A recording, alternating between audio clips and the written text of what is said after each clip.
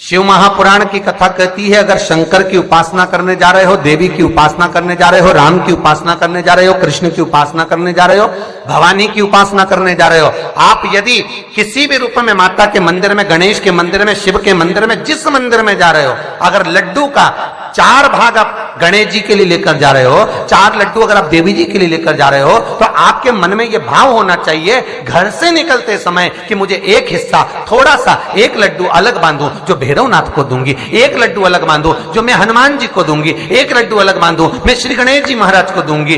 क्यों?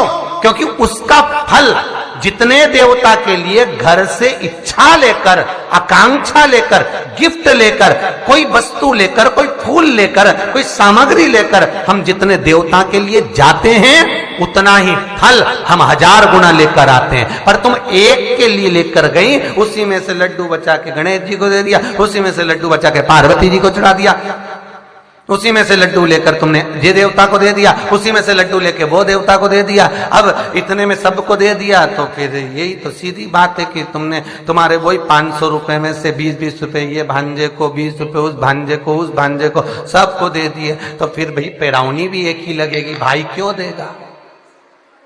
लेके तो तू 500 रुपए के इतने टुकड़े कर दिए तूने, वो 500 रुपए का तू भी रख ले, तू भी रख ले, तू भी रख ले। और जब मायरा भरने की बारी आई और मम्मी ने कहा छोरी का मायरा भरना है, सब छोरा उन पैसा इकट्ठा कर, छोराओं ने भी कह दिया जब वो एक 500 का नोट में 10 हिस्सा कर दे तो मायरा तुम भरो, हम सब खड़े हो जाएंगे, हिस्सा सबका।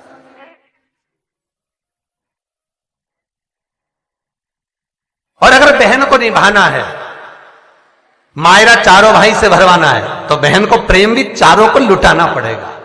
बहनों को चारों भाइयों के प्रति उतना ही प्रेम रखना पड़ेगा जितना एक के प्रति रखा। भैया कैसा है? बढ़िया, ले मैं भतीजों के लिए सामान लाई, तो भाई को लगेगा, भाभी को लगेगा, बताओ हर बार आती है जीजी कुछ ना कुछ लेके आती है। तो अगर आप माँ के भी दे कि सबको मायरा बनना है, तो भी भाई कह देगा सुनो मेरी तरफ से मैं अलग से ले आऊंगा, सब सामान लाऊंगा, तुम्हें जो ले जाना ले जाओ। फिर जो दूसरा भाई कहेगा तुम चिंता मत करो मैं अपना ले आऊंगा, वो मम्मी तुझे जो करना कर, हम अपना ले, तो सब अलग अलग देंगे। अब तुमने एक ही डब्बे में से सबको निपटाया, तो भगवान ने भी एक ही दिया, ले 5000 ले जा। दुकान चलेगी तो सरी जा 10,000 रुपए कमा भी लेगा, पर तुम 10 ही कब तक कमाओगे रे? सारी सेवा तुम लोग कर लेते हो, पर तुमको ईमानदारी से तो ना तो भोग लगाना आता, ना सेवा करना आती, और ना देवताओं से कुछ लेना आता। जिस दिन तुम शिव पुराण का एक एक क्रम सीख गए, तो भगवान भी चक्कर में पड़ जाएगा, कितनी चतुर हो गई रे, बता आपकी बार डब्बा अलग अलग लाई है, मतलब अब सबको देना पड़ेगा। अब अभी तक तो भगवान भी निपटा देते थे, चल एक जगह दे गई तो एक ही जगह करती।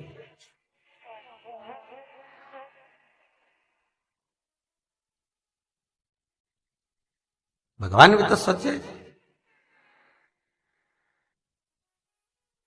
अब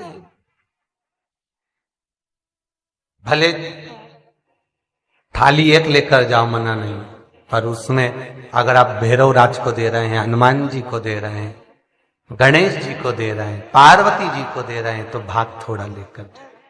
घर से ही ये भाव लेकर जाए कि मुझे उस मंदिर में और भी देवता है, मेरे को सबको भोग लगाना है, मैं सबके लिए लेकर जाऊं। जब समय आएगा तुम सबके लिए लेकर जा रही हो, तो सब भी तो तुम्हारे लिए लेकर आएंगे, सब देंगे।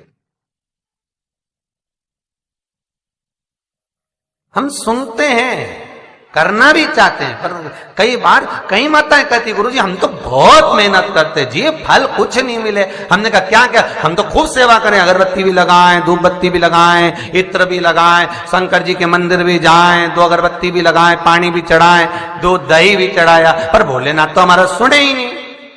अरे कैसे नहीं सुने? उसके बराबर साधारण, उसके बराबर सरल कौन? चाहे पार्थिव शिवलिंग का निर्माण करो, चाहे घर के अंदर शिवलिंग रखो, छोटा शिवलिंग का निर्माण होना चाहिए। हां, अगर किसी मंदिर का निर्माण हो रहा है,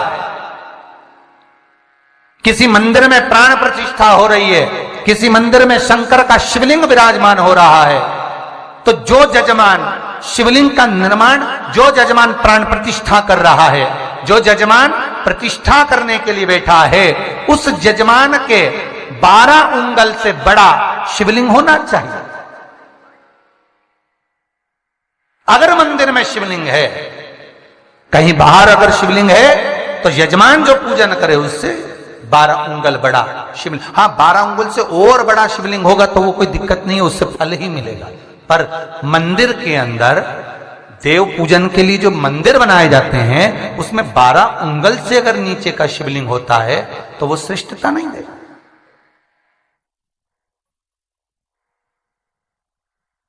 12 उंगल से बड़ा शिवलिंग का फिर निर्माण करो महाराज। उससे बड़ा होगा चल जाएगा, उससे और बड़ा होगा चल जाएगा, पर उससे छोटा जो यजमान प्राण प्रतिष्ठा कर रहा है, जो यजमान प्रतिष्ठा कर रहा है, तो पंडित भी कर देते हैं, ब्राह्मण चतुर कर देते हैं, ये शिवलिंग छोटा है, इतना बड़ा नहीं चाहिए, उससे बड़ा होना चाहिए।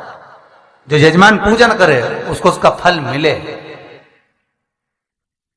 उसको पुण्य फल प्राप्त। जब ही तो आप लोगों को हम बारंबार कहते हैं कि आप लोग जो भी उपाय करते हो वो घर में कर लेते हो, आपसे कहते हैं मंदिर में जाकर करो। मंदिर में जाकर करोगे तो शिवलिंग जो बड़ा स्वरूप का होता है वो अधिक फल देने वाला है। अगर मान लो दुख कटता ही नहीं है, दुख कट ही नहीं रहा,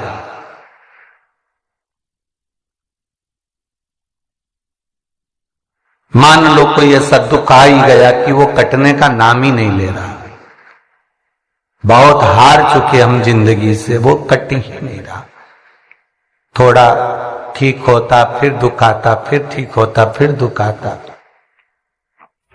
तो शिव और शक्ति का स्मरण करो। बेलपत्री के पेड़ के नीचे जब भी घी का दिया लगाने जाओ तो 2 बाती एक ही दिए के अंदर, एक चावल का दाना उसमें डालकर अपनी कामना कर कर फिर जलाओ। 3 या 4 सोमवार करके देख लो क्या जा रहा है।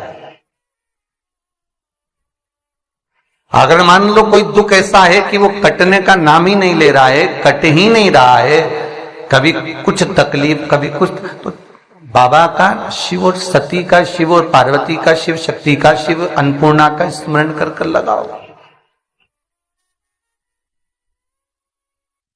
जिस मंदिर में भगवान सज धज के बैठ जाए, उस मंदिर में 1 लोटा पानी चढ़ा के बता देना तुम, कभी राम जी को, कृष्ण जी को, देवी जी को, देवता जी को, किसी मंदिर में, यही तुम्हारी शिवजी नारायण के जितने मंदिर है, किसी भी भगवान के ऊपर जरा पानी चढ़ा के बताना। केवल एक देवता ऐसा है, शंकर भगवान आराम से बैठा है, जब फ्री हो जाओ लोटा भर के ले आना, उंडेल के चली जाना, जाओ।